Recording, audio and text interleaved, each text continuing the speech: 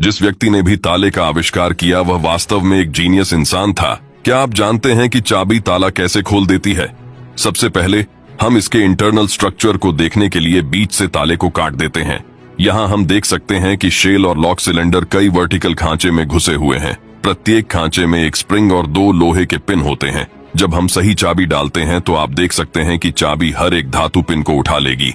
इस समय प्रत्येक स्लॉट में 2 धातु पिन होंगे जो चाबी के साथ एक सीधी रेखा बनाएंगे ताकि चाबी को घुमाया जा सके। चाबी जैसे ही घुमाई जाएगी तो चाबी तुरंत ताला खोल देती है।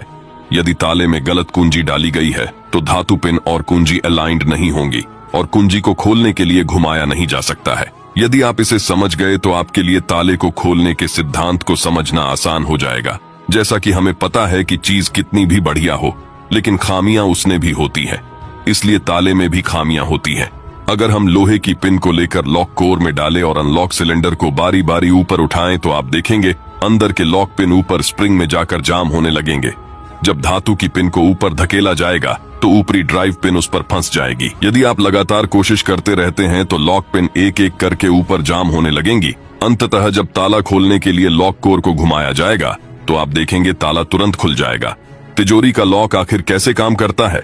तिजोरी का लॉक 3 धातु पहियों से बना है। तीसरा पहिया ड्राइविंग व्हील है जिसे सीधे डायल द्वारा नियंत्रित किया जाता है और प्रत्येक पहिए पर एक उभरा हुआ धातु पिन होता है।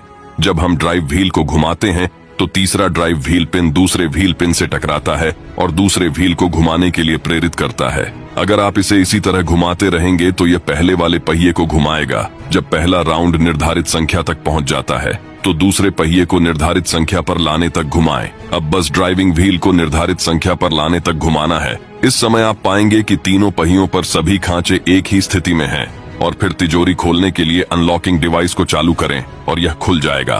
तो क्या आप जानते हैं कि बिना पासवर्ड के तिजोरी कैसे खोली जाती है? जिस व्यक्ति ने भी ताले का आविष्कार किया वह वास्तव में एक जीनियस इंसान था। क्या आप जानते हैं कि चाबी ताला कैसे खोल देती है?